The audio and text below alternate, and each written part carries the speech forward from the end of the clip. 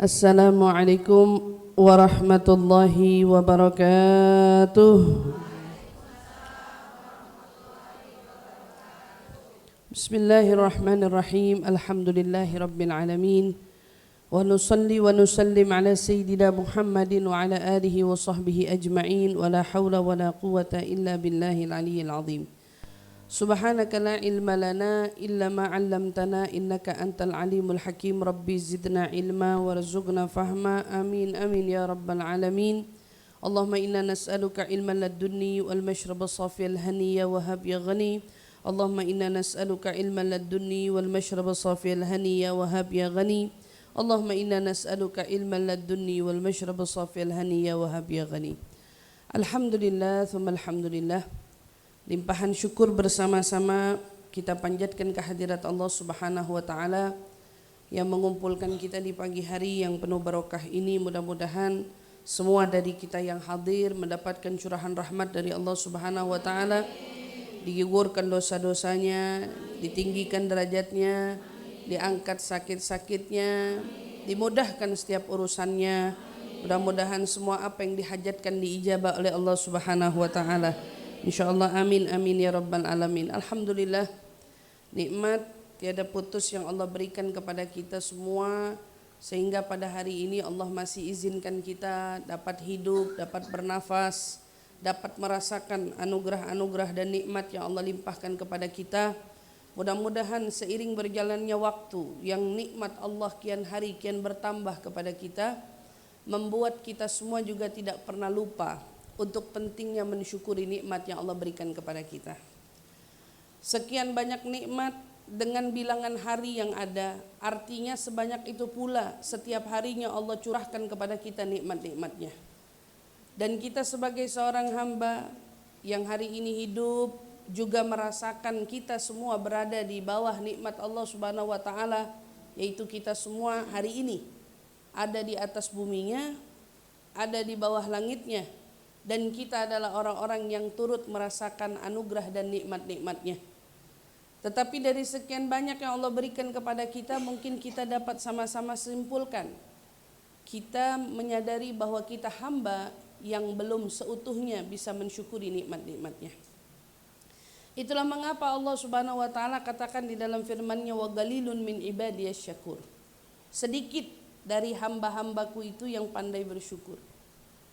Kenapa orang syukur itu sedikit? Karena banyaknya manusia di muka bumi ini lebih mengutamakan hawa nafsunya daripada rasa menerimanya. Hawa nafsu mendorong kita ingin mendapatkan segalanya. Hawa nafsu membawa kita ingin mempunyai segalanya. Hawa nafsu seringkali membawa kita untuk melihat lebih kepada apa yang dimiliki orang-orang di sekitaran kita. Adapun rasa syukur itu adalah benteng untuk kita menyadari batas siapa kita di antara kita dan Allah Subhanahu wa taala. Rasa syukur membuat kita menyadari bahwa kita ini adalah hamba-Nya Allah Subhanahu wa taala yang terus-menerus tiada henti Allah Subhanahu wa taala berikan, curahkan kepada kita anugerah-anugerahnya yang tiada henti. Insyaallah. Rasa syukur inilah yang tentu iblis tidak berkenan ada di hati kita semua. Karena kalau ada di antara kita yang memiliki rasa syukur, urusannya selesai. Kalau ada di antara kita yang punya rasa syukur, maka tidak akan ada di hatinya yang namanya ambisi. Tidak ada di hatinya yang namanya ingin memiliki lebih.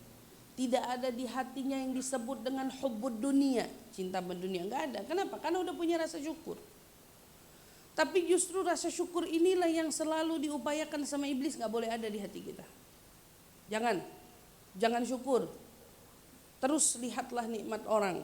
Seberapa banyak kali pun Nabi ingatkan kepada kita, ya kata Nabi, jangan lihat orang di atas tapi lihat orang di bawah.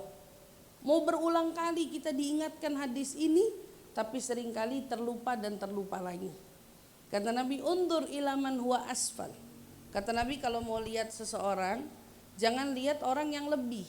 Jadi kalau kita hari ini punya rumah ukurannya 50 meter, jangan lihat orang yang punya rumah 100 meter. Karena kalau kita lihat orang yang punya rumahnya 100 meter, lupa sama 50 meter yang kita punya. Tapi yang Nabi bilang apa? Kalau kamu punya rumah 50 meter, coba lihat orang-orang yang rumahnya cuma 25 meter.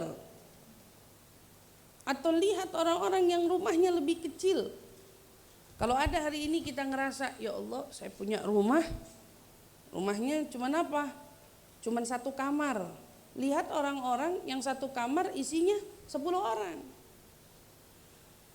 Karena hanya dengan melihat orang yang lebih di bawah kita, hanya dengan itu akan datang rasa syukur yang memuncak di dalam hati kita.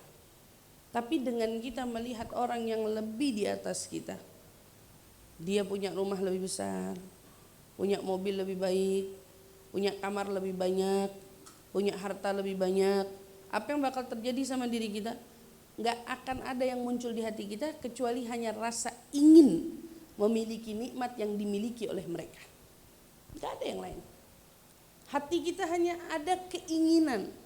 Dan sementara yang Nabi wanti-wantikan kepada kita, iyyakum wal hirs, kata Nabi. Waspadalah kamu terhadap angan-angan. Karena diantara bagian daripada cinta dunia, angan-angan. Pengen, dan terus pengen. Sementara kepengen terus, kadang-kadang kebayang gak betapa tersiksanya hidup kita kalau sepanjang hidup tuh bawaannya kepengen doang.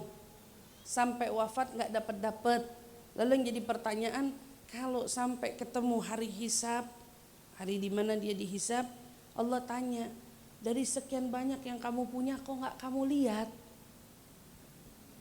Karena hidupnya ternyata selalu membuat dia dibutakan oleh apa yang dia punya, karena dia terlalu menginginkan apa yang orang lain punya. Hari ini subhanallah, yang tidak punya suami pengennya punya suami, kan gitu. Oh, kalau Bu Wina mah udah kagak, nah, Bu Wina mah udah nggak masuk kategorinya. Tapi orang di luaran yang belum nikah pengen nikah. Yang nikah hari ini sama Allah diuji, pusing sama suaminya. Kayak gitu ya. Subhanallah. Pada saat mereka yang belum punya anak begitu mendambakan ingin punya anak, Masya Allah ya gitu ya. Subhanallah, berdoa setiap waktu, doain biar cepat dapat keturunan, doain biar cepat dapat. Yang dapat keturunan kan gitu, yang punya anak tiap hari ngelihat anaknya gemes rasanya, bilang aduh kalau bisa saya masukin lagi ke perutnya. Pengen banget masukin dia lagi ke dalam perut gitu ya, rasanya nggak kuat. Aneh kan manusia ini, subhanallah ya. Pada saat kita melihat orang sakit kan gitu, kalau ditanya orang sakit maunya apa?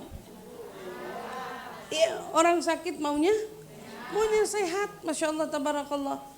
Pasti dia berharap apa yang orang lain punya hari ini, dia ingin merasakan rehatnya. Sementara orang yang sedang sibuk bekerja bertanya-tanya kapan saya punya waktu rehat. Kan gitu. Yang bekerja selalu melihat orang-orang yang duduk santai di rumah. Kata kapan bisa punya waktu santai di rumah kayak gitu. Sementara yang di rumah lagi nangis-nangis kapan punya kerjaan. Gitu ya. Yang di rumah nunggu-nunggu kapan saya dapat kerjaan gitu. Pengen banget ngelihat zamannya orang banyak di PHK apalagi sekarang. Mereka semua ngelihat orang yang kerja katanya beruntung. Dan kita bisa lihat hidup ini bukan tentang kamu dapat apa yang kamu mau. Tapi ternyata hidup ini tentang kamu menerima apa yang kamu dapat. Menerima apa yang kamu dapat. Artinya saat ada orang yang belum menikah, bagaimana cara hidupnya agar bahagia? Terima kalau belum datang jodohmu juga. Begitu juga saat ada orang yang mungkin sudah menikah, lalu dia mendapat ada karakter-karakter yang tidak berkenan di hatinya terhadap suaminya. Tetapi bagaimana cara dia bisa berbahagia menyikapi kehidupannya, menerima akan kekurangan-kekurangan yang ada pada suaminya. Ini bukan tentang salah memilih pasangannya gitu. Karena kamu mau cari yang sempurna sampai kapan nggak nemu-nemu begitu. Iya kan? Begitu juga saat kita melihat orang-orang yang hari ini menangis di setiap malamnya, menangis dalam munajatnya, nangisnya tidak salah, tapi dorongan hati yang begitu kepengen punya keturunan. Apakah keinginan itu tidak mengungkung dirinya sendiri? Sehingga setiap hari dihantui dengan penuh harapan. Coba kalau kamu lihat yang lama gak dikasih ngomongan gitu kan. Itu kalau telat sedikit aja datang bulan, wah dak-dikduk itu. Iya kan? Udah pasti dak-dikduk, wah nih barangkali ya, mudah-mudahan ya. Tapi kita bisa simpulin kalau ternyata itu belum waktunya. Kita bisa lihat kan berapa banyak kekecewaan yang dia alami. Beda halnya dengan orang yang belajar menerima. Menerima sedikasinya. Biar Allah yang tentuin kapan waktunya. Maka hidupnya akan selalu dirundung dengan kedamaian, ketenangan, kenikmatan. Kenapa? Dan dia tidak dihantui dengan harapan. Kalau sudah tidak dihantui oleh harapan, pasti tidak akan menemukan kecewaan. Dia gak bakal ketemu sama kekecewaan. Begitu juga dengan orang tua yang mungkin hari ini alhamdulillah sudah dianugerahi anak-anaknya banyak, atau mungkin 1 atau mungkin 2, berapapun jumlah anak-anakmu itu. Seperti apapun mereka menyulitkanmu, mereka menyusahkanmu, mereka mungkin menggoda hati dan pikiranmu.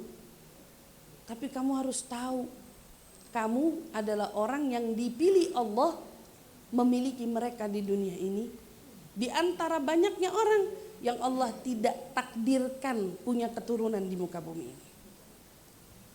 Kamu lebih baik kan gitu. Ini bukan tentang kalau anak kamu mah enak. Kalau ibu-ibu kan suka kayak gitu. Iya kan? Kalau anak kamu mah enak, dibilangin sekali nurut. Lah kalau anak kita lain cerita gitu ya. Ini bukan tentang anak orang enak gitu. Ini tentang gimana kamu bisa menerima apapun anakmu yang sekarang. Coba bisa kebayang, ada orang tua di sana yang berjuang membesarkan anaknya karena buta. Tapi orang tuanya bisa dengan lapang dada, semangat membesarkan anak yang memiliki keterbatasan. Entah itu mungkin penglihatan yang Allah batasi, atau mungkin pendengarannya, atau mungkin bicaranya, atau mungkin segala hal yang terkait dengan dirinya seperti anak-anak yang spesial. Dijelasin ngomong belum tentu paham. Kalau dia mau punya sesuatu, orang tuanya juga butuh effort untuk paham. Ibu bisa kebayang, tapi di luar sana ada orang tua hebat yang Allah anugerahkan mereka anak-anak spesial, tetapi mereka bisa dengan lapang dada menerima, membesarkan tanpa adanya keluh kesah di dalam rumah mereka. Sementara anak kita hanya soal tidak bisa diatur. Mungkin anak kita soal susah disuruh sholat. Barangkali mungkin anak kita susah untuk diatur dalam urusan pergaulan. Iya, mereka memang memiliki masalah-masalah tertentu. Tetapi ini tentang apa? Semua tidak mungkin terjadi kecuali ada campur tangan Allah. Dan dibalik itu semua, kenapa Allah uji kita melalui mereka? Mungkin, kan mungkin. Allah menegur kita selaku orang tua. Kamu udah betul belum ngedidiknya? Kamu udah betul belum ngawasinnya? Kamu udah betul belum ngarahinnya? Barangkali ada teguran Allah. Jika ternyata pengawasan sudah, pendidikan sudah, perhatian sudah, tapi memang Allah menguji kita lewat mereka, barangkali Allah ingin melipat gandakan pahalamu melalui mereka. Seperti itu kan. Dan masih banyak lagi yang bekerja. Kalau di hatinya memiliki kerelaan dan penerimaan, saat mereka yang tidak bisa bekerja, dia akan memaksimalkan waktu luangnya di rumah untuk tidak mengerjakan hal-hal yang sia-sia. Berapa banyak Bu, ternyata Allah SWT membuka pintu rezeki untuk orang yang iseng melakukan sesuatu di dapurnya. Berapa banyak Allah itu membuka rezeki karena sesuatu yang tidak disengaja dibuat oleh mereka. Bukan sesuatu by rancangan kita. Saya mau punya bisnis begini, saya mau punya begini. Kebanyakan orang sukses di antara mereka yang merancang, separuhnya tidak by design. Itu semua iseng-isengan doang. Tapi yang jadi pertanyaan apa? Mereka menerima dan mereka mencoba, tidak membuat waktunya terbuang sia-sia. Adapun mereka yang hanya menggerutu, waktu dibangunin tidur, bangun tidur. Mau ngapain, orang gak ada kerjaan juga. Mereka akan selalu menerima nasibnya dengan penuh tekanan, penderitaan, ketidakrelaan. Akhirnya apa? Hidupnya hanya dipenuhi dengan kemarahan dan kemarahan.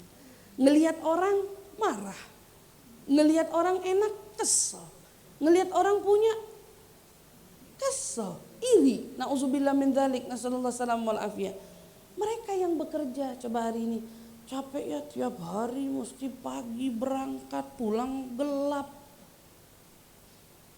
Kalau kita terus berada di titik mengeluh, gaji cuman sekian, kapan naik gajinya? Ya Allah. Tapi beda dengan kacamata kalau kita ganti cara pandangnya, kamu bersyukur. Hari ini lelah, ada waktunya Allah mau kasih kita rehat, tenang. Gajinya mungkin hari ini gak seberapa, tapi menjadi tolak ukur saat kau menerima. Barangkali di balik penerimaanmu itu, kau mampu membayar listrik, kau mampu membesarkan anak, kau bahkan mampu menolong orang tua. Kau bahkan mampu menyenangkan hatimu sendiri hanya karena menerima, gitu, menerima. Dan subhanallah, masya Allah, tabarakallah gitu ya. Kalau kita lihat tema kita hari ini, ada surga di rumah kita. Kalau bicara tentang surga di rumah itu, berarti rumahnya tidak menjadi patokan surganya. Rumah kita seperti apapun ukurannya, seperti apapun desainnya, dia bisa menjadi surga untuk kita. Artinya bukan tentang surga itu rumahnya yang gimana. Jadi kalau ada orang misalnya masuk ke rumah orang besar rumahnya, lalu dia bilang, Masya Allah rumahnya kayak surga, itu tuh cuman ngomong doang. Tahu nggak? Itu tuh cuman ngomong doang. Karena percaya atau enggak, orang yang rumahnya dikagumi kayak surga, yang tinggal di situ belum tentu ngerasa rumahnya surga. Kalau benar apa enggak? Orang yang tiba-tiba orang masuk ke rumahnya, ternyata dia merasa, ya Allah rumah kamu enak banget, rumah kamu nyaman banget. Ternyata dia lagi begelut dengan pergolakan batinnya, yang dia merasa lagi nggak nyaman, lagi nggak tenang, lagi nggak enak, mungkin lagi mendambakan kenikmatan rumah orang lain. Padahal orang datang ke rumahnya ngerasa nyaman, tenang, enak. Dia yang punya rumah nggak dikasih nikmat itu sama Allah Subhanahu Wa Taala. Tidak diberi nikmat tersebut. Berarti ini soalnya tentang apa? Ini soalnya bukan tentang size rumahnya, betapa indah rumahnya, atau apapun itulah. Tapi kita mau belajar. Memang orang yang rumahnya itu ada surga, atau yang bisa menghadirkan surga di dalam rumahnya, itu adalah orang yang seperti apa? Kita belajar dari Al-Quran, di mana Allah Subhanahu Wa Taala mengingatkan kepada kita bagaimana perihal tentang penghuni surga. Kita jangan ngomongin nikmatnya, tapi orang yang dipilih sama Allah menghuni surga siapanya? Di antara hamba-hamba Allah yang banyak, kenapa Allah bisa memilih yang layak masuk ke dalam surganya? Kenapa Allah tidak sama ratakan kamu semua layak? Kalau Allah itu maha mampu menciptakan segala apa yang dia bisa dan dia inginkan, artinya setiap hambanya, setiap makhluk yang ada di muka bumi ini bisa dikasih surganya sama Allah sendiri.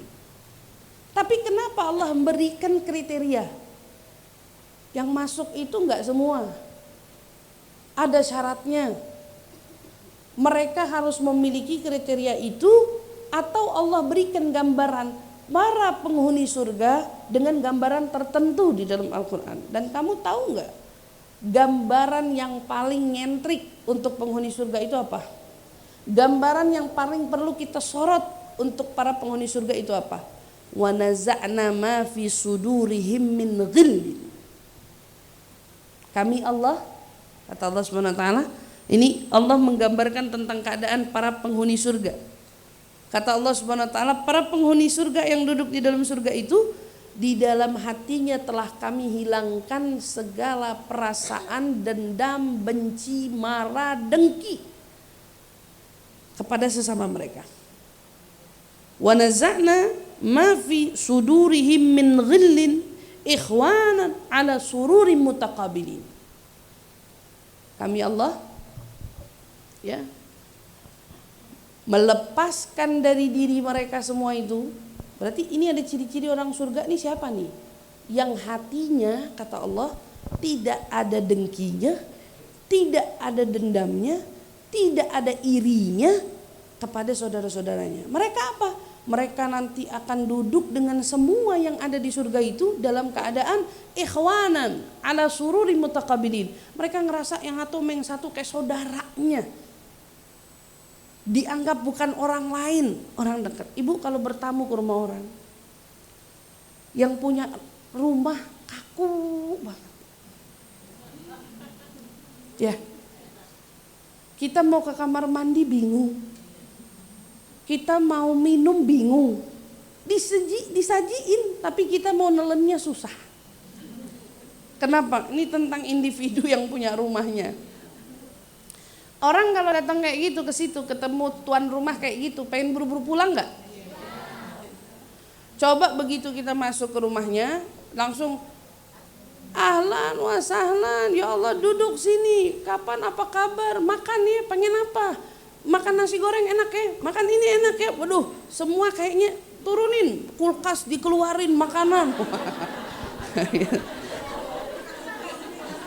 Makanannya semua dikeluarin gitu ibaratnya, ambil apa disajiin, terus kemudian tuh kamar mandi di situ ya, kalau mau kamar mandi jangan sungkan, jangan apa, mereka merasa sambutannya kekeluargaan.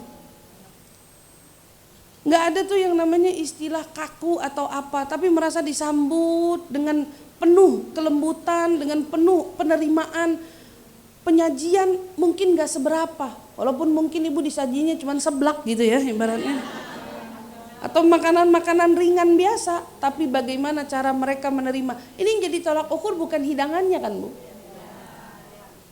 tapi bagaimana dia yang punya rumah bisa menganggapmu bukan orang lain di rumahnya, bukan orang lain di rumahnya. Duduk yang nyaman, duduk yang tenang. Dan Allah berikan gambaran kepada kita bahwa penghuni surga itu tidak akan menganggap orang lain yang ada di surga kecuali mereka saudaranya. La yasma'una fiha lagwa wala ta'thima. Kamu tahu nggak di surga itu nggak ada obrolan omong kosong. Tapi obrolannya semua yang enak-enak, yang baik-baik, yang positif. Nggak ada tuh yang namanya obrolan cela, ngejelekin, ngejudge, atau mungkin nyudutin. Nggak ada. Obrolannya semua positif. Dan kalau kita mau hadirkan suasana surga di dalam rumah kita, setidaknya tanya sama diri kita, untuk hal ini, urusan mulut sama hati kan? Urusan mulut sama hati. Mulut kita di rumah sudah membuat senyaman apa orang di rumah kita? Pasangan hidup kita, mungkin bagi yang sudah menikah ya gitu ya, suami kita. Ada seorang perempuan datang ke Nabi SAW cerita perihal rumah tangganya. Ada yang dia mau tanya, Rasul begini, kemudian setelah Nabi jabarkan, sebelum Nabi tutup pembicaraan itu, Nabi tanya, kamu sudah nikah? Gitu. Dia nanya sesuatu, Nabi nanya, kamu udah nikah? Udah. Punya suami? Ada. Kata Nabi, bagaimana hubunganmu dengan suamimu? Kata dia, baik Rasul, saya tidak pernah mengurangi haknya. Saya tidak pernah menyepelekan tanggung jawabku terhadapnya, kata si perempuan ini bilang. Maka Nabi cuma tutup statementnya dengan fanzuri aina anti. Jangan lupa ya, kata Nabi SAW, jangan pernah kamu kurangin haknya. Bagaimana hubunganmu dengannya, kata Nabi. Ingat, sesungguhnya dia adalah surga dan nerakamu. dia surga dan nerakamu. Ini dia bisa jadi surga kamu, dia bisa jadi neraka kamu. Tapi yang jadi tolak ukurnya gini loh. Ini suami, tapi yang dikasih tahu istri. Yang diingetin istri. Dia bisa jadi surga kamu, dia bisa jadi neraka kamu. Kalau kita pahamin arti ini, berarti suami kita bisa jadi surga kita, bisa jadi neraka kita. Penentunya kita. Suami kita nih Bu, mau dia ibaratnya baik, bisa jadi mungkin dia seperti Fir'aun, jahat banget gitu ya. Yang gitu misalnya gitu. Tapi perkara tentang dia bisa jadi surga bagimu atau tidak itu tergantung kamu. Kamu yang ngadepin dia Fir'aun tapi kamu bisa tetap ngerasain surga di rumah, itu tergantung kamu. Makanya kenapa waktu ditanya apa yang bikin Sayyidah Asiyah sabar ngadepin Fir'aun yang bengis kayak gitu. Fir'aun yang bejat, anak bayi baru lahir bunuh. Ini nemu di mana orang kayak gini? Di zaman itu dia paling kejam, kan dibilang kayak gitu. Jahat, kejam, tidak bertoleransi, tidak memberi maaf kepada orang yang berbuat salah kepadanya. Pokoknya apa-apa salah dikit, habisin. Fir'aun kan begitu, habisin. Nggak ada, tidak mentolerir kesalahan sekecil apapun. Kita kalau jadi istrinya bisa kayak apa tuh? Spot jantung. Kalau ngelihat dia marah, tapi Asia bisa tenang aja ngadepin Fir'aun. Dia bisa tenang aja ngebesarin Nabi Musa di situ. Dia bisa santai aja ngejalanin kehidupannya dengan ibadah kepada Allah Subhanahu wa taala, walaupun ininya siapa? Firaun. Ini teman hidupnya Firaun. Dia tahu suaminya tidak menyenangkan dia. Dia tahu ini istana yang megah ini tidak jadi surga bagi dia, tapi dia sudah lebih dulu menjadikan hatinya surga bagi. Dia sudah lebih dulu mendahulukan surga di hatinya, bukan di rumahnya, bukan di pasangannya. Karena dia menerapkan, memberlakukan surga di dalam hatinya, maka sebelum akhir hayatnya dia berdoa sederhana. Dia Rabbi ibnali baitan fil jannah. Ya Allah, kan saya di dunia udah gak ngerasain nih bagaimana bisanya ngerasain surga di dalam rumah. Saya gak ngerasain. Maka saya cuma berharap kepadamu ya Allah, tolong bangunin aku istana di surga nanti. Gitu. Bangunin saya gimana caranya punya istana di dalam surga nanti. Karena saya di dunia tinggalnya di istana, tapi saya tahu itu gak kayak istana gitu ya. Bayangin, tinggalnya di istana, tapi gak kayak di istana. Mungkin ada dari kita, orang-orang, mungkin saudara kita, mungkin siapa, hari ini rumahnya besar, rumahnya megah, tapi dia gak merasakan kenikmatan dengan hidup di sana gitu. Mereka merasakan kesulitan, kehampaan, mungkin problematika dari hidupnya, ujian dan lain sebagainya. Macam-macam lah. Ya gitu ya. Tapi di balik itu semua, maksudnya mereka yang merasakan kesulitan itu, mereka yang tidak merasakan kenikmatan di balik mungkin apa yang mereka punya itu gitu. Tapi mereka masih yakin sama Allah. Ya kalau hidup di dunia saya enak begini, ya saya masih punya Allah kok. Kalau hari ini saya nggak disenengin di rumahnya hanya karena suami yang nggak pengertian, atau mungkin hanya karena masalah mertua, atau masalah ipar, atau masalah apa, dia ngerasa, aduh kapan sih rasanya pengen cepat-cepat keluar dari rumah ini gitu. Nah, tadi misalnya kayak gitu, ngerasain kayak gitu, kamu belajar aja, belajar tenang dari Asia. Jangan nunggu rumahnya jadi surga. Gimana kamu menerapkan surga di dalam hatimu sendiri?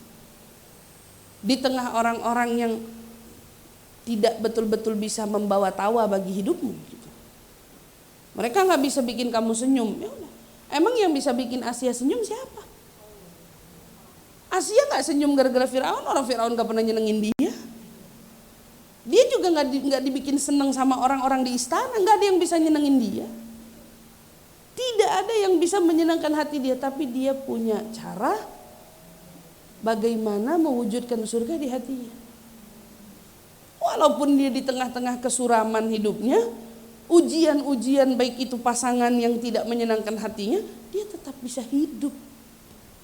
Dan dia bisa tetap konsisten dalam ibadah. Dia tidak sekalipun ingkar dengan apa yang Allah tetapkan pada hidupnya. Kita butuh Asia-Asia sekarang. Kita butuh Asia-Asia yang hidup tidak terlalu memikirkan tentang bagaimana perilaku orang kepadanya. Tetapi dia Asia yang hidup berusaha hanya bagaimana mempertahankan perilakunya yang baik kepada orang-orang di sekitarannya. Kan seperti itu. Kita butuh Asia. Dan itulah mengapa Allah abadikan kisahnya. Allah ceritakan detik-detik wafatnya Asia. Kan gitu. Maka kalau bilang pengen ngerasain surga di rumah, AC yang bikin rumah kita kayak surga. Karena Allah bicara tentang penghuninya. Penghuninya yang bisa menikmati kenikmatan surga, bisa merasakan kenikmatan surga, mereka yang di hatinya tidak ada iri dengki kepada sesamanya. Artinya kalau kita balik ke poin syukur tadi yang kita bahas di awal ya, poin syukur. Apa sih yang bikin kita itu bawaannya jadi kepengen aja sama nikmatnya orang? Itu kan penyakit iri. Iya kan? Kebayang nggak? Di surga itu semua nikmat itu dibagi sama Allah sesuai amalnya orang. Nanti ada yang dapat nikmat luas surganya seluas 10 kali lipat bumi. Atau yang satu ada kedapatan misalnya lebih 20 kali lipat bumi. Terus gimana ya keadaan penghuni surga kalau di hatinya masih punya iri? Gimana? Sama Allah enggak. Tapi apa yang Allah cerminkan? Penghuni surga semua menerima pembagian yang Allah bagikan kepada mereka karena mereka tahu yang maha membagi itu Allah. Maka Allah tidak mungkin membagi kepada yang salah. Gak mungkin orang yang di dunianya kerjanya males-malesan dikasih surga 20 kali lipat luasnya. Mereka percaya pembagian Allah itu adil. Kenapa kita tidak lebih cepat mempercayai bahwa pembagian Allah itu adil dari sini? Jadi kalau kita ngelihat ada orang yang hari ini gajinya dapat per bulannya 5 juta. Sementara kalau kita lihat padahal kagak punya tanggungan itu. Misal ya, sementara ini anaknya 5, gajinya 3 juta. Beda kan? Ini 5 juta buat dia doang. Terus ini 3 juta untuk 5 orang. Misalnya kayak gitu. Ibu lihat gimana kacamatanya di sini? Adil nggak? Nggak adil kata kita. Kita menganggap itu tidak adil untuk kita. Tapi yang bagi pertanyaannya siapa? Mungkin nggak Allah bagi kepada yang nggak adil? Mungkin nggak Allah membagikan itu nggak adil? Nggak mungkin. Jadi kalau seumpamanya kita lihat hari ini ada orang satu sendiri hidupnya, tapi dia dikasih gaji 5 juta. Mungkin Bu, ini mungkin ya. Hidupnya yang sebatang kara ini suatu saat nanti akan sakit dan dia gak punya orang yang bakal ngebantuin biaya hidupnya. Gak ada orang yang bakal biayain biaya sakitnya kecuali dirinya sendiri. Sementara yang dikasih sama Allah 3 juta per bulan untuk menafkahi 5 anak keluarga. Sama Allah mungkin dibagi segitu karena mereka tidak perlu deposito di masa tuanya karena mereka mungkin orang-orang yang sehat. Kita gak tahu masa depan tapi Allah maha tahu segalanya. Kalau kita dari sekarang belajar untuk percaya bahwa pembagian Allah itu tidak mungkin tidak adil di sana. Gak mungkin gak adil. Apa yang bakal terjadi? Mau kita tinggal di mana aja. Hati kita gak punya perasaan iri, ingin, berharap, pengen punya apa yang orang lain punya gitu ya. Kita berharap pengen apa yang orang lain punya. Kita bakal hidupnya tumaknina karena kita belajar menerima. Kita menikmati semua apa yang Allah kasih. Ya udah kalau emang dikasihnya hari ini segini, kenapa harus kepengennya lebih dan lebih gitu. Karena Allah kasih gambaran ternyata orang-orang penghuni surga dengan segala kenikmatan surga yang ada, cerminannya mereka qanaah. Mereka qanaah. Ya berarti kan luasnya hati yang menentukan bagaimana suasana rumah kita. Kalau bicara bukannya suami itu surga kita, itu tentang bagaimana kamu mau mencari lahan pahala yang akan kau kumpulkan nanti di surga karena baktimu kepada dia. Orang tua kita juga lahan pahala kan. Anak-anakmu juga lahan pahala kan. Kalau kamu tinggal di situ ada sanak saudaramu, mau tidak mau kamu yang di dapur yang masak tiap hari mungkin bikinin makanan buat dia. Kamu nggak tahu itu kan lahan pahala juga buat kamu. Semua lahan pahala. Suami lahan pahala. Anak lahan pahala. Orang tua lahan pahala. Yang mereka semua bisa mengantarkan kita dengan kesabaran kita, mengurus mereka, menuntun mereka, bertanggung jawab dengan hak-haknya mereka. Itu semua yang bikin kita nanti bakal dapetin pahala. Tapi kan kita belum tinggal di sana. Yang kita mau ingatkan, kita nih tinggal masih di dunia. Terus kalau kita hidup, kita gak bisa ciptain suasana surga di rumah,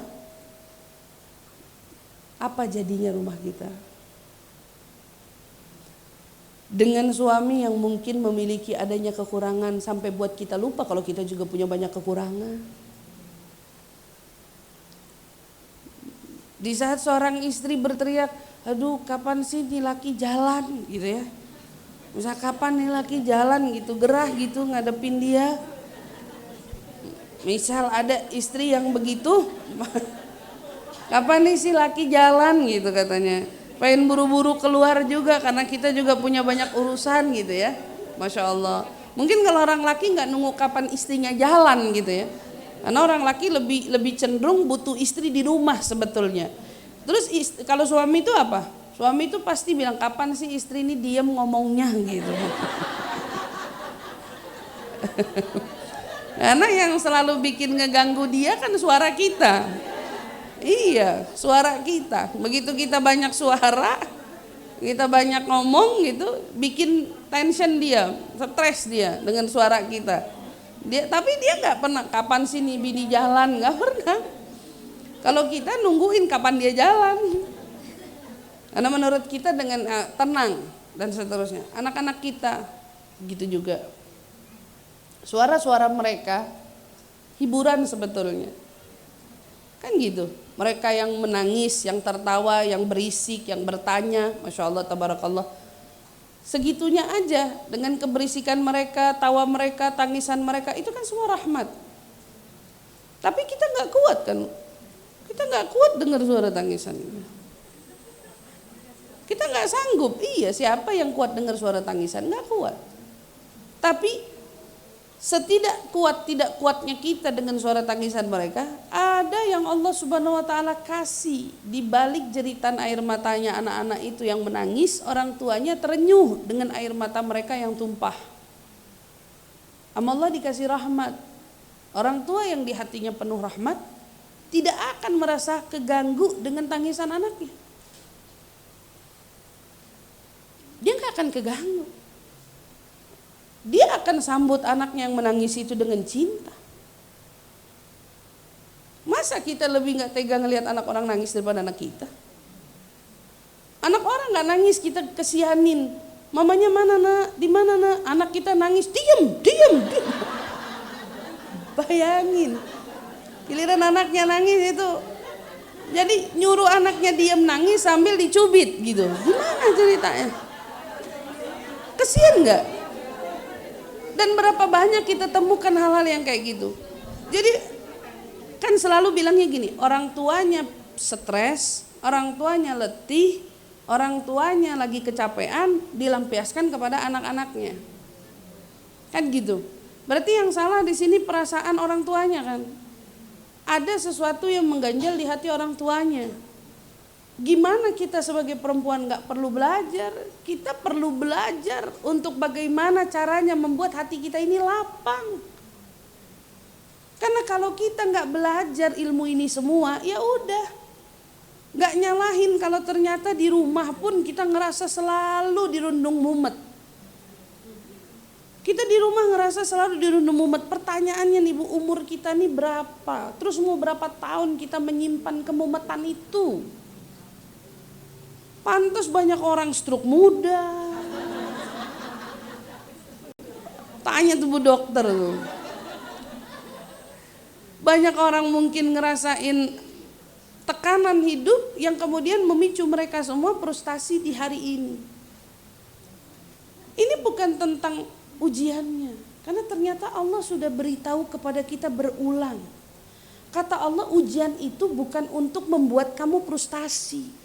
Tujuan yang aku berikan untuk kamu adanya ujian karena aku ingin menguji sekuat apa konsistensimu dalam ibadah kepadaku. Nah ini gimana mau nyikapin ujian terus jadi kita konsisten dalam ibadah. Orang hari ini diuji semuanya pada teriak kan gitu. Kok kata Allah, tujuan aku menguji itu bukan bikin kamu stres. Tapi kenapa ada orang diuji stres? Berarti kan dia yang salah menafsirkan bentuk ujian itu. Dan bagaimana cara kita belajar untuk melihat ujian itu dengan kacamata positif? Ya kalau nggak belajar dari mana? Kita belajar, kita dengarkan nasihat. Al-Quran menuntun kita, Nabi Muhammad menuntun kita, para tokoh ulama menuntun kita, membimbing kita. Kenapa? Karena kita emang perlu waras. Seperlu itu Bu untuk waras. Kita butuh waras untuk kita bersama suami kita. Kita butuh sadar. Kenapa saya bilang istilahnya pakai bahasa waras? Waras itu kan ya berarti nyadar, bukan orang yang stres. Kamu butuh waras untuk berhadapan dengan suamimu. Kamu perlu waras untuk mendidik anak-anakmu. Kamu butuh waras untuk kamu mengimbangi orang tuamu. Kamu juga butuh waras untuk kamu bermuamalah dengan sesamamu. Kalau dirimu itu dirundung stres, frustasi, emosi, kemarahan, dendam, kebayang gak? Kalau ketemu suami yang gak salah kena semprot. Anak gak salah kena semprot. Mungkin orang tua gak salah kena semprot. Sahabat-sahabat kita kena semprot. Ini yang salah bukan tentang orang, tapi yang salah tentang bagaimana hati kita. Maka sebelum kita wujudkan surga di dalam rumah, pesan saya wujudin dulu surga di hati kita. Gimana kita membuat hati kita ini bernuansa surgawi. Tenang, damai, sejuk, kan surga begitu tuh. Kenapa surga itu selalu digambarkan dengan ilustrasi jannatin.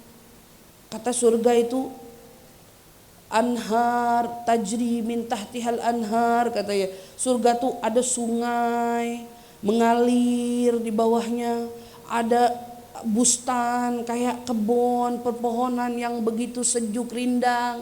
Pohonnya katanya rindang ke bawah. Dikasih gambaran surga seperti itu. Angin-angin semeliwir. Kenapa surga? Surga gambarannya sejuk. Surga gambarannya teduh. Surga gambarannya tenang. Gimana kita mau merasakan surganya di rumah, di dunia, kalau yang berisik hati kita? Ini hati berisik. Ngomong mulu dia. Pikiran kita mikir mulu dia. Gimana mau ciptain suasana itu? Kamu mau healing 1.000.000 kali. Pergi ke gunung. Kamu mau healing kan, mau nenangin diri. Kata healing itu butuh nih kita. Tapi kalau berisiknya gemuruh dari hati gimana? Suara geledeknya dari hati. Hatinya yang kesel, hatinya yang marah, hatinya. Ibu gak perlu healing kemana-mana. Cukup kita belajar bagaimana mendamaikan hati kita. Cukup kita belajar bagaimana menenangkan hati dan pikiran kita. Maka dengan itu semua kamu akan merasakan surga ada di dalam diri kita. Surga ada di dalam diri kita. Dan kalau surga udah ada di dalam diri kita, saya jamin Bu, rumah ibu mau ukuran berapa aja, siapa orang yang ikut tinggal bersama ibu di dalam rumah, mereka akan merasakan rumah itu juga turut sejuk karena penghuninya memiliki hati yang tenang. Penghuninya memiliki hati yang damai, penghuninya memiliki hati yang tidak ada dengki dengan sesamanya. Penghuninya memiliki hati yang begitu lapang menerima akan apapun yang Allah berikan kepada mereka. Ya kalau dapat rezekinya segini alhamdulillah. Allah kasih rezekinya segini alhamdulillah. Kemarin saya ketemu sama salah satu dinas sosial. Lagi ngobrol sama salah satu dinas sosial, dia cerita, Ustazah di beberapa wilayah pinggiran Jakarta ini ada loh Ustazah memang yang orang itu tinggal maksudnya di rumah. Yang rumahnya itu mereka hanya ya ukuran anggaplah ya mungkin 2x2 kuburan dong. Hai gitu. Serem ibu. Iya, deg-degan aja ibu. Kecil banget ya, ya kecil lah ya gitu ya. Ini dinas sosial gitu ya. Kecil lah, mungkin satu keluarga itu isi penghuninya 10 atau 7 orang gitu ya. Yang betul-betul sangat kecil, rumahnya betul-betul memprihatinkan gitu. Mereka bilang begini, anak-anak itu Ustazah kadang-kadang begitu kita lagi mantau mereka ada yang jam 11 malam, jam 12 malam masih keluyuran dudukan di pinggiran jalan. Kita sebagai pemantau dinas sosial kita tanya dong, nah kamu kok jam segini masih keluyuran, kenapa nggak pulang? Pulang ke rumahmu tidur. Mereka bilang, wah Bu, saya tidurnya nanti Bu. Sekarang kakak-kakak saya dulu yang lagi tidur. Ya. Kamu bisa bayangin nggak kalau mereka itu harus berbagi tempat tidurnya? Karena mereka tidak punya ruang cukup untuk mereka istirahat. Karena saat saudara-saudaranya tidur mereka harus pergi dulu keluar. Nanti yang saudaranya bangun baru mereka masuk untuk tidur. Dan itu masih banyak di negara kita. Masih ada bahkan di Jakarta. Mereka yang tidur dengan kondisi seperti itu. Coba kita renungkan. Dan kita jadikan itu bahan bagaimana kita berpikir apa yang tidak ingin kita syukuri atas nikmat yang Allah berikan kepada kita. Sementara di sana masih ada orang yang mengalami kesulitan yang mungkin tak terfikirkan oleh kita. Kita nggak kebayang sulitnya orang. Kapan kita bisa tahu sulitnya orang? Kalau kamu itu memang melihat kesulitan yang orang lain alami, bukan kenikmatan yang orang lain punya. Kalau yang kita lihat kenikmatan yang orang lain punya, kau akan selalu berada apa? Dalam posisi menggigit jari, menginginkan keinginan yang mungkin tak akan pernah terpenuhi. Pikiranmu hanya kepada ambisi. Tapi kalau kamu lihat penderitaan orang, rasa sakit orang, hari ini mungkin kita akan bersyukur menangis. Terima kasih ya Allah kau beri aku rumah. Terima kasih ya Allah kau berikan aku pasangan. Terima kasih ya Allah kau berikan aku keturunan. Terima kasih ya Allah kau masih izinkan aku berbakti kepada orang tua. Terima kasih ya Allah dan seterusnya. Kau masih anugerahkan aku teman-teman di sekitar. Rumah yang mungkin tidak besar tetapi aku cukup untuk istirahat, tidur, memiliki dapur, kamar mandi di dalam dan seterusnya. Sementara mereka, kapan kita bisa mensyukuri rumah kita saat kau lihat kondisi rumah orang yang lebih sulit dari rumah kita? Bukan rumah orang yang lebih besar dari rumah kita. Bukan. Oleh karena itu, hadirin yang dimuliakan oleh Allah, ibu-ibu semua yang dicintai dan disayangi oleh Allah Subhanahu wa taala, mewujudkan rumah dalam wujud surga itu terletak bagaimana hati kita semua memiliki hati yang lapang. Hati yang bersih dari dendam, hati yang bersih dari iri dan dengki dengan sesama orang-orang yang ada di sekitar, hati yang tidak memiliki perasaan ingin memiliki apa yang dimiliki orang. Hati-hati yang seperti inilah yang disebut dengan hati yang qanaah, hati yang rela menerima, hati yang lapang. Apapun apapun pembagian yang Allah berikan kepada mereka, mereka terima dengan sukarela. Mereka berbahagia dalam menerima semua pemberian yang Allah berikan kepada mereka. Kita perlu sekali untuk membangkitkan rasa syukur yang ada di dalam diri kita. Rasulullah minta kalau bisa kan gitu ya, undur ila man huwa asfal. Kenapa ada kalimat undur, kata Nabi? Lihat. Berarti kamu itu disuruh melihat orang susah.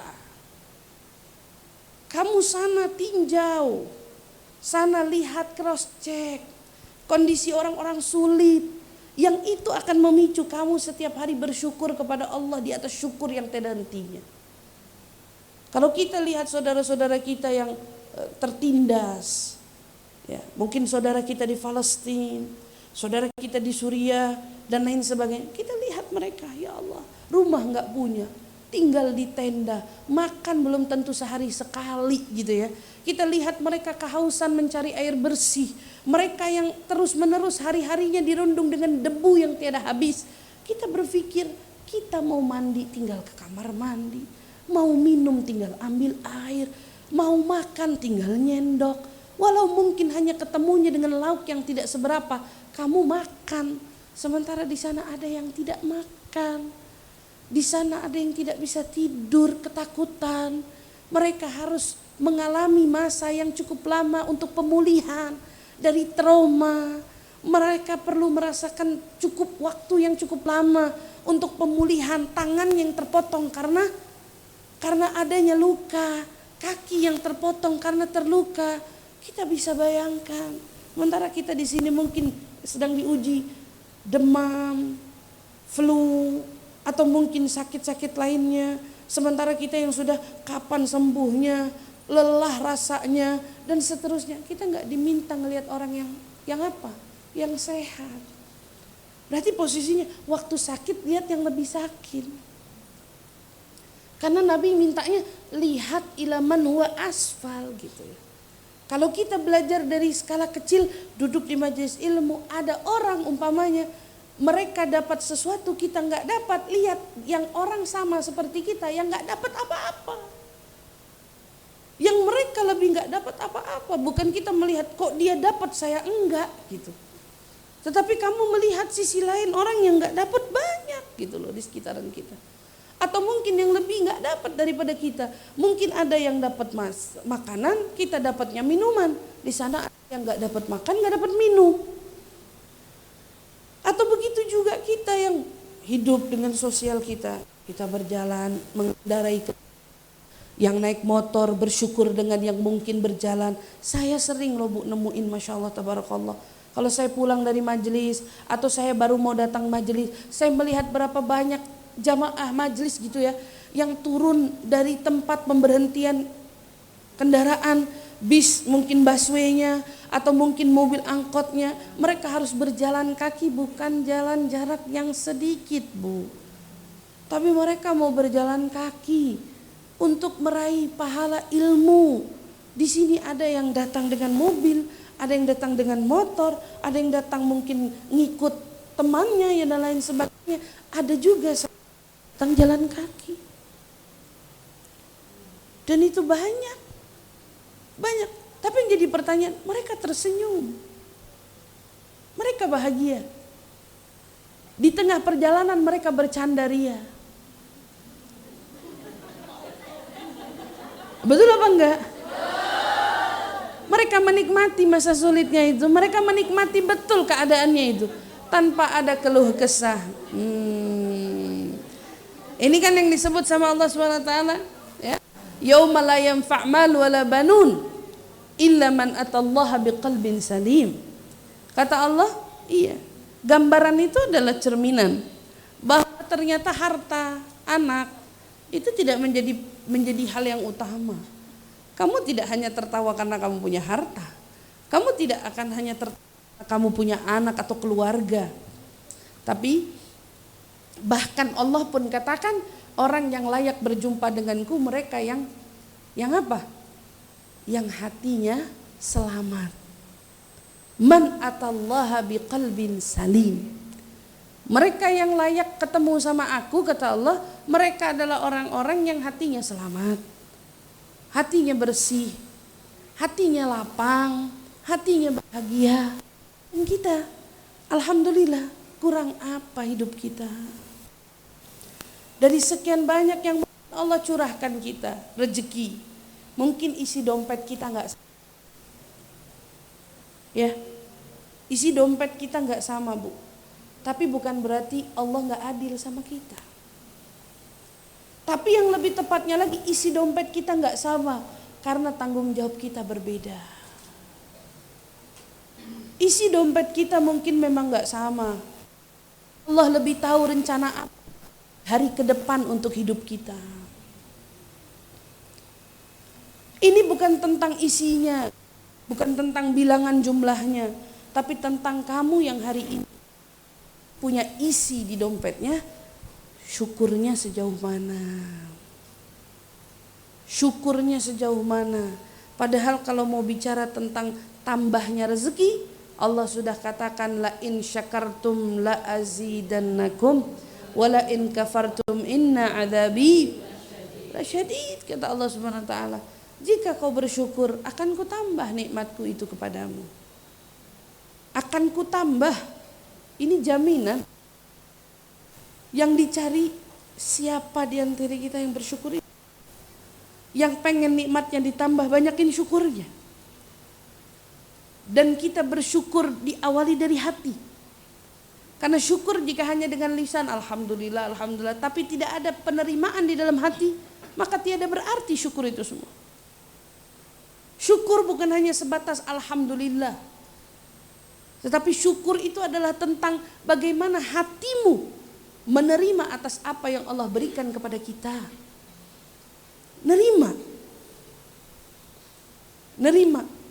Belajar nerima. Apa yang Allah kasih hari ini, alhamdulillah, saya terima kasih ya Allah.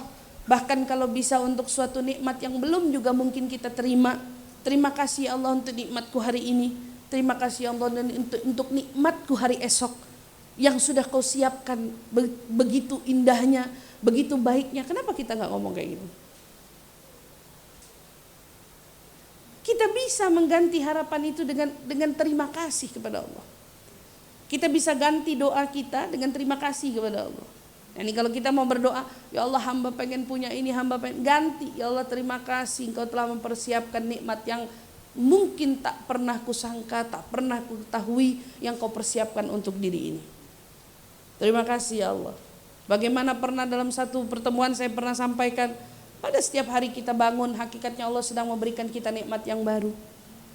Kemarin aja syukur kita belum cukup, udah ketemu sama nikmat lagi yang baru. Nikmat yang kemarin kita belum terima kasih, Allah udah kasih lagi hari ini. Begitu kita bangun, alhamdulillah, terima kasih ya Allah untuk hari yang baru, kebahagiaan yang baru, kenikmatan yang baru, dan masih banyak rezeki yang baru. Kita berterima kasih kepada Allah untuk semua itu, karena mungkin hari esok kita juga belum tentu bisa terima kasih lagi gitu, karena akan ketemu dengan nikmat yang lain. Yang kemarin-kemarin masih terluput, hari ini kita diberi dan terus diberi. Lalu di mana letak syukur kita? Dan pantas saja kalau hari ini banyak orang yang hidupnya merasa begitu hampa, merasa hidupnya begitu sempit dadanya, merasa hidupnya begitu berantakan. Ternyata bukan hidup yang berantakan, hatinya yang berantakan. Kan gitu, hatinya yang berantakan. Inilah kita perlu membenahi hati kita semua. Ya, kita pengen masuk surga. Pengen masuk surga. Kata Nabi SAW sederhana, kullukum yadkhulunal jannah. Selagi kita beriman, orang beriman itu insya Allah semua masuk surga. Illa man aba, kecuali yang gak mau. Jadi surga ada, surga akan diberi, tapi ada yang gak mau.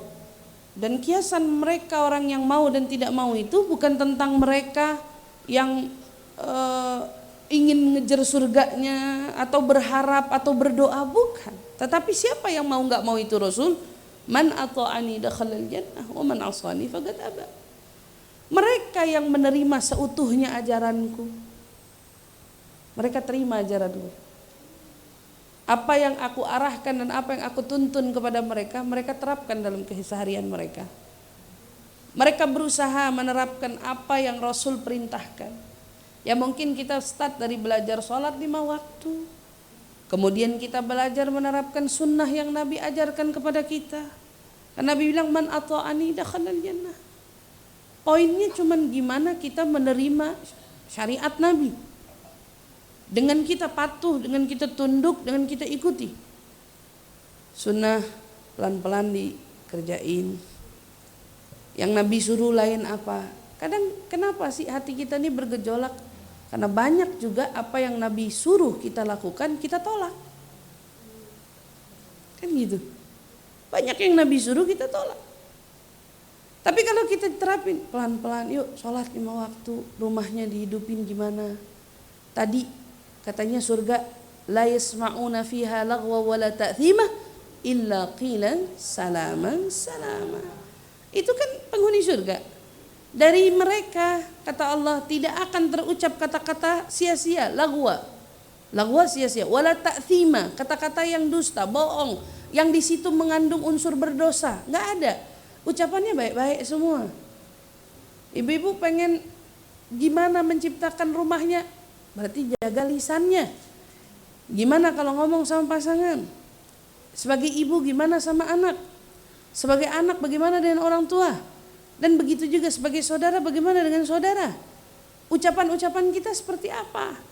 Kalau dari ucapan aja kita nggak bisa jaga, pantas saja rumahnya panas. Sia-sia. Ternyata penghuni surga ngomongnya lembut-lembut. Ngomongnya enak didengar semua. Illa salama. Artinya apa? Tidak ada percekcokan. Tidak ada perseteruan. Tidak ada perdebatan. Adanya itu salama. Artinya ngomongnya tuh salam. Kalau salam itu cinta. Yang diomongin yang baik-baik, yang enak-enak didengar gitu.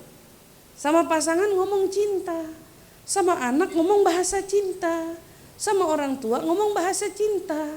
Sama saudara bahasa cinta. Sama semua bahasa cinta.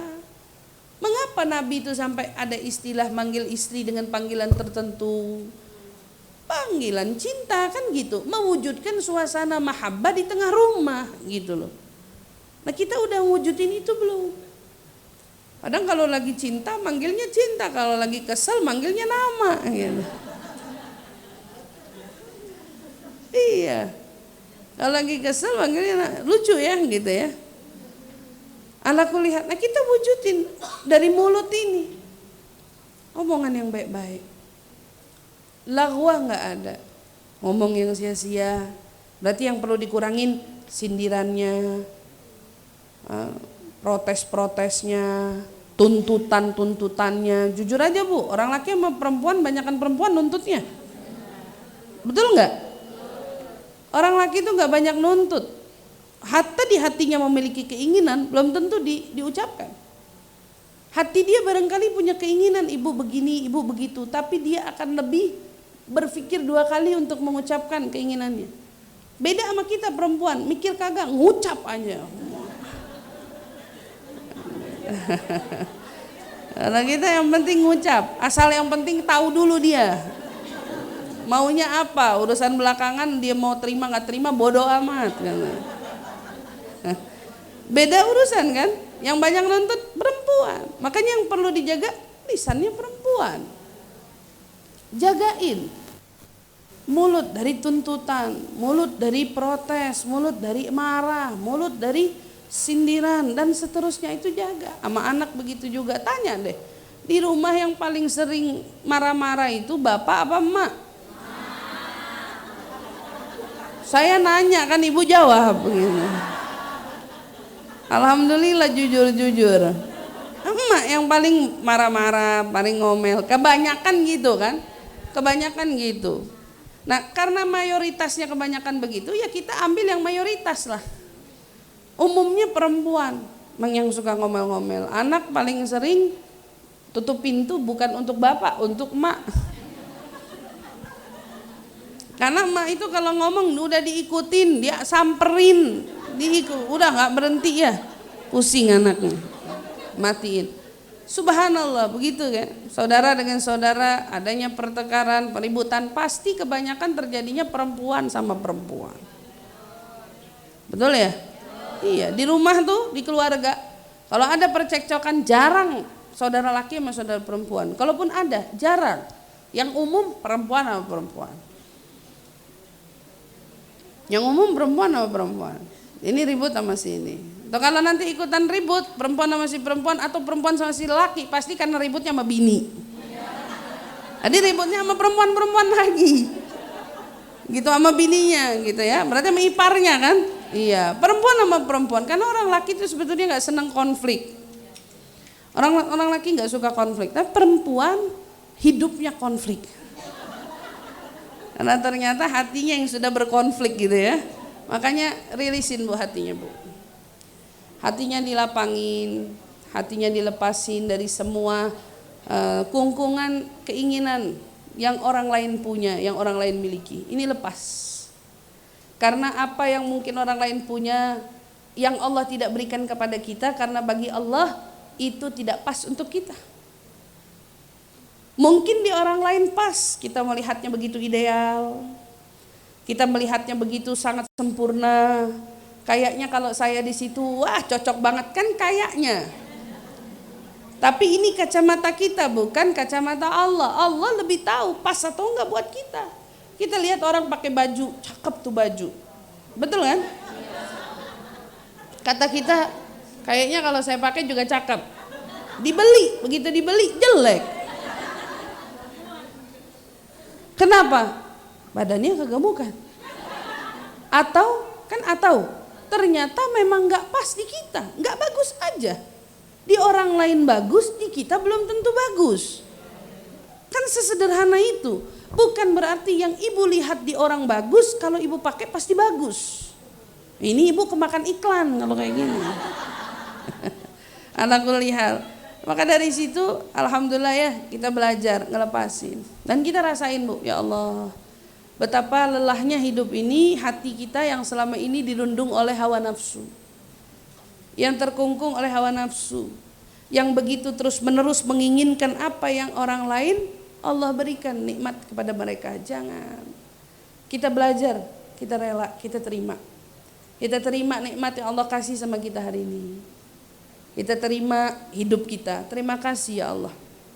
Kau berikan aku hidup sampai titikku hari ini. Dan aku menerima semuanya.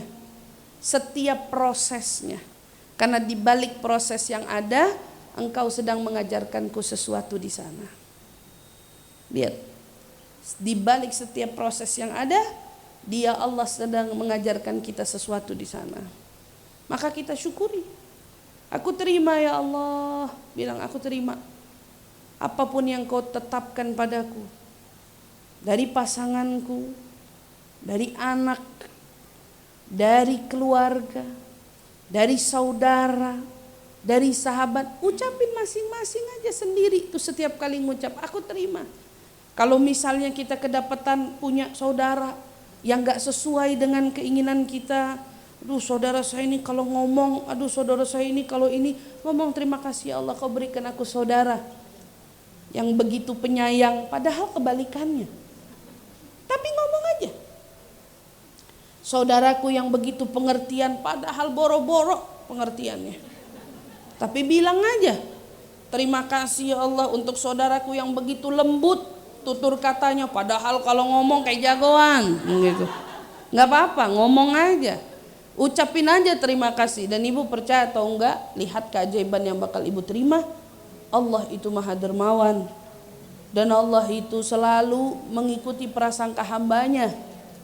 Dan saat kita mendapatkan sesuatu keadaan yang tidak kita senangi, tetapi kita justru ganti keadaan itu dengan husnudzon kita kepada Allah, Allah akan ganti suasana itu menjadi suasana yang Kau senangi. Ibu lihat suami gak pengertian, bilangnya terima kasih ya Allah Kau anugerahkan aku suami yang penyayang, suami yang pengertian, suami yang bertanggung jawab. Padahal nih semua kebalikannya nih. Gak apa-apa Bu, tapi kata Allah, Masya Allah hambaku ini ya, saya padahal kasihnya yang gak pengertian, tapi dia tetap terima kasih, bahkan menganggap itu adalah pemberianku Pemberianku kan kata Allah. Dia menganggap itu pemberianku. Dengan pemberian yang sempurna, pengertian, penyayang, Allah rubah keadaan pasangan kita. Dari keadaan dia nggak pengertian, nggak penyayang, nggak apa, Allah yang mampu merubah itu semua. Kenapa? Karena kita hadirkan sugesti positif, husnudzon, prasangka baik kita kepada Allah Subhanahu wa taala. Begitu juga ibu dapat anak, ya Allah susahnya diatur. Terima kasih ya Allah kau berikan aku anak-anak yang soleh, yang nurut, yang lembut hatinya, yang cerdas akalnya, yang ngomong, padahal ini semua kebalikannya. Kalaupun ini semua kebalikannya, ngomong aja. Lambat laun anak yang tadi membangkang, durhaka mungkin, tidak menyenangkan hati kita, perhatikan keajaiban dari husnudzannya kamu kepada Allah. Allah akan tunjukkan anak ini akan berubah keadaannya dengan prasangka kita kepada Allah Subhanahu wa taala. Begitu juga sama siapapun. Kita punya teman bareng, teman kerja, teman bareng ngaji, teman apa, lalu di tengah jalan kita temukan ada sifat-sifatnya yang tidak berkenan di hati kita, bukan dijauhin, bukan dibuang, bukan ditinggalin. Nggak gitu, kalau kayak gitu mulu ibu nggak bakal ketemu sama siapa aja yang kelop. Tidak akan pernah bu, kita nggak bakal ketemu sama orang yang oh ini kok nih nyambung nih sama dia nih, nyambung nih, cocok nih kayaknya cocok sama dia. Pasti di tengah jalan akan ketemu yang nggak cocoknya. Pasti, karena kita manusia. Manusia itu pasti ada pertentangannya. Terus kalau ketemu pertentangannya terus mau udah. Yang udah-udah kan begitu orang. Udah nggak sejalan, berarti bubar. Udah nggak sejalan berarti selesai. Bukan itu pilihannya. Tapi kita belajar dari lapangnya hati kita, menerima dengan diiringi prasangka baik kita sama Allah Subhanahu wa taala. Katakan ya Allah terima kasih kau dekatkan aku dengan orang-orang yang baik, kau dekatkan aku dengan orang-orang yang tulus, kau dekatkan aku dengan orang-orang yang pengertian, orang yang tanggung jawab, orang yang baik. Apa aja bu, hadirin aja ngomong. Terima kasih, padahal mereka semua kebalikannya. Kalau duduk nggak terima apa? Kalau nebeng di mobil nggak tahu isi bensin, atau kalau pergi ke mana, diajak makan di mana nggak tahu patungan, nggak ada patungan, belaga pura-pura aja deh. Ya diajak makan yuk makan, temannya pesenin, bayar, waktu bayar dia belaga melipir ke kamar mandi.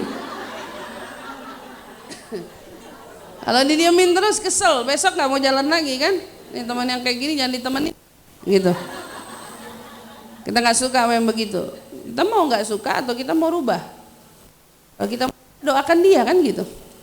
Maka hadirkan sugesti positif kita, prasangka baik kita sama Allah. Ya Allah terima kasih untuk temanku yang baik ini, yang pengertian ini, yang tanggung jawab ini. Iya. Nanti lihat pelan-pelan. Dengan sering-seringnya kamu ngucap kayak gitu mereka akan berubah. Dan intinya, ya sebelum saya akhiri, dan intinya, ya surga layak untuk mereka yang hatinya selamat. Surga untuk mereka yang hatinya bersih dari dendam. Surga untuk mereka yang hatinya bersih dari dengki. Surga adalah untuk mereka yang hatinya penuh dengan cinta dan kasih sayang kepada sesama. Dan kita ingin mewujudkan surga kita dengan wujudnya kita menghadirkan cinta di dalam hati agar surga itu menjadi cerminan bagi hati kita sendiri. Jika hati kita damai, maka seluruh orang yang di sekitar kita pun akan merasakan damainya. Jika hati kita tenang, maka seluruh orang yang di sekitar kita pun akan merasakan tenangnya. Jika hati kita baik, maka setiap orang yang hadir di tengah-tengah kita pun akan terkena baiknya. Mudah-mudahan insya Allah ya semua hati kita Allah jadikan cerminan surganya. Dan juga begitu juga kita berharap rumah kita, semoga Allah jadikan rumah kita sebagai rumah surga kita di dunia. Dan mudah-mudahan insya Allah harapan terbesar kita, Allahumma inna nas'aluka ridhaka wal jannah wa na'udzubika min sakhatika. Ya Allah, kami semua berharap semoga Engkau anugerahkan kami ridhamu, Engkau anugerahkan kami kasih sayangmu, Engkau anugerahkan kami surgamu. surga yang di sana ada Nabi Muhammad sallallahu alaihi wasallam, surga yang di sana insyaallah ya Rabb kami merasakan begitu banyak nikmat yang berlipat ganda yang Kau berikan kepada kami semua ya Allah. Allahumma ya Allah, jauhkan kami dari murka-Mu, jauhkan kami dari api marah-Mu, jauhkan kami dari semua kemarahan-Mu ya Allah. Selamatkan kami dan seluruh orang-orang yang kami kasihi ya Allah. Jauhkan kami dari neraka-Mu ya Allah. Jauhkan kami semua dari azab-Mu ya Allah. Jauhkan kami semua dari siksa-Mu ya Allah. Siksa di dunia sampai siksa di barzakh dan begitu juga siksa di akhirat. Mudah-mudahan Allah wafatkan kita husnul khatimah. Allah wafatkan kita di atas kalimat La ilaha illallah Muhammad Rasulullah sallallahu alaihi wasallam. Ya Rabb, dengannya hidupkan kami, ya Rabb dengannya wafatkan kami, ya Rabb kumpulkan kami bersama seluruh ahli la ilaha illallah. Allahumma ya Allah, anugerahkan kebaikan di dunia untuk kami ya Allah. Berikan keselamatan untuk kami di dunia, begitu juga untuk kami di akhirat ya Allah. Allahumma ya Allah, tuntun kehidupan kami ya Allah. Berikan kami hidayah-Mu selama kami menjalani hidup di dunia ini. Ya Allah, tuntun kami dan bimbing kami ya Allah, agar kami bisa menjemput husnul khatimah di akhir hayat kami ya Allah. Allahumma ya Allah, bimbing dan tuntun kami ya Allah, agar kami mendapatkan surga yang terbaik di akhirat nanti ya Allah. Allahumma ya Allah, di dunia kami berharap Engkau berikan kami kenikmatan yang berlipat, namun jangan halangi kami mendapatkan nikmat bisa meneguk telaga Nabi Muhammad. Jangan halangi kami nikmat bisa merasakan telaganya Nabi Muhammad. Jangan halangi kami nikmat bisa meneguk telaganya Nabi Muhammad. Jangan halangi kami nikmat ya Allah bisa merasakan nikmatnya orang-orang yang beriman di surga ya Allah. Nikmatnya orang-orang beriman yang merasakan kenikmatan dari ganjaran-Mu di surga ya Allah. Anugerahkan kami, orang tua kami, pasangan hidup kami dan anak keturunan kami ya Allah, dan juga seluruh orang-orang yang kami kasihi ya Allah. Allahumma ya Allah, di hati kami masih banyak dosa, di hati kami masih banyak keburukan ya Allah. Maka kami mohon jangan Kau pulangkan kami dari tempat ini ya Allah, kecuali semua perasaan yang mengganggu dapangnya hati kami Kau singkap ya Allah. Perasaan semua yang mengganggu untuk luasnya hati kami Kau singkap ya Allah. Perasaan yang mengganggu kami untuk merasakan kenikmatan-Mu Kau singkap ya Allah. Maka angkat semua noda-noda yang ada di hati kami ya Allah. Angkat dendam, angkat iri, angkat dengki, angkat sombong, angkat ujub, angkat riak dari hati kami semua ya Allah. Ya Allah, selamatkan hati kami ya Allah. Lindungi hati kami ya Allah. Tanamkan di dalam hati kami hanya rahmat ya Allah.